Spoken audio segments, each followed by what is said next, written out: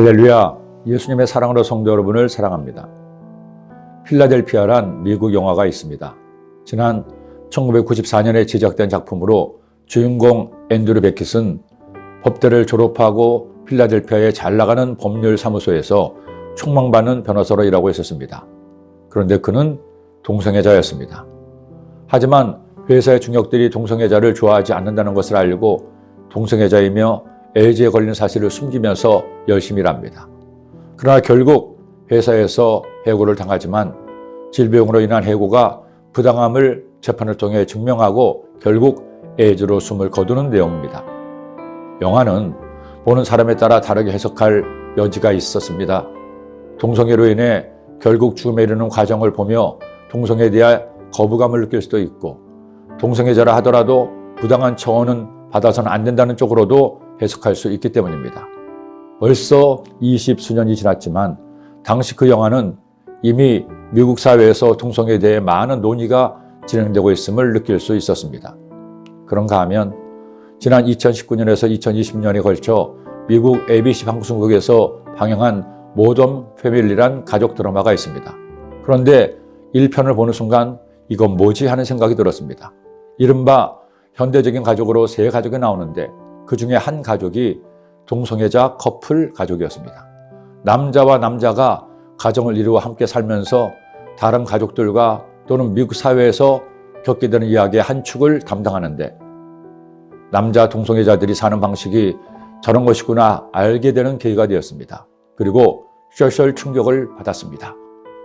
영화 필라델피아가 나오고 20수년 만에 저렇게 동성애가 미국 사회에서 보편화되어 가고 있다고 생각하니 지금 동성애 합법화 문제가 이슈가 되고 있는 우리나라의 앞날이 걱정스럽기 그지 없었습니다.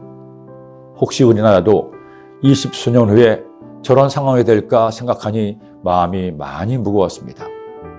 사실 동성애는 요즘에만 있었던 이슈가 아닙니다. 인류 역사 이래로 동성애는 은밀하게 진행되고 있었고 로마 시대나 그리스 사회에서도 일반적인 현상이기도 했습니다. 그 동성애의 가장 오래된 기록이 바로 오늘 말씀에 나옵니다. 두 천사가 하나님의 명에 따라 소돔성에 도착했습니다.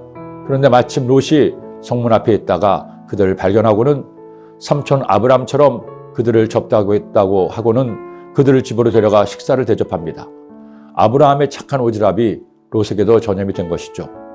그리고 정말 다행히 그 착한 오지랖으로 인해 롯은 심판에서 살아남게 됩니다.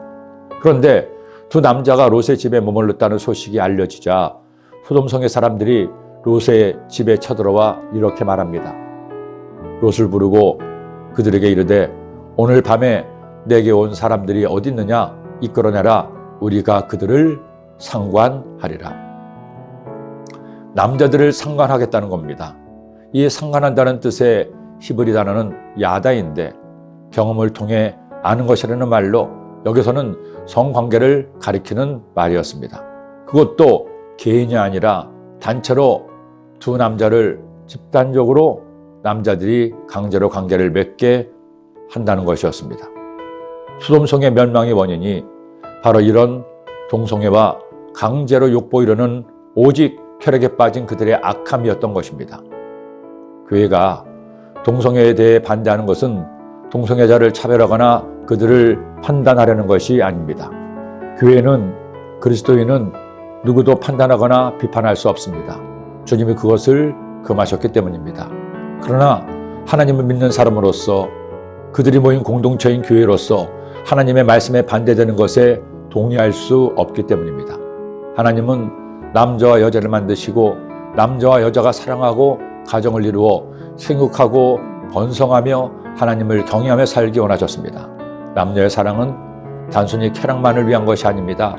남녀의 사랑의 본질은 가정을 이루어 서로 사랑하면서 하나님의 뜻을 이루어가는 것이요, 성적인 쾌락은 하나님이 허락하신 부수적인 선물입니다. 그런데 동성 간의 사랑은 성적인 쾌락의 본질이요, 자녀를 낳아 번성하라는 하나님의 창조 질서에 역행하는 것입니다. 결국 두 천사를 범하려는 소돔성 사람들은 눈이 멀어 두 천사를 괴롭히지 못합니다. 그리고 그들은 그들의 죄로 인해 멸망당합니다. 저는 우리나라 대한민국이 건전한 가정을 축복하고 인정하는 나라가 되기를 기도합니다. 동성애 유혹에 노출된 이들이 주님의 창조 명령대로 이성에 대한 사랑이 회복되기를 기도합니다.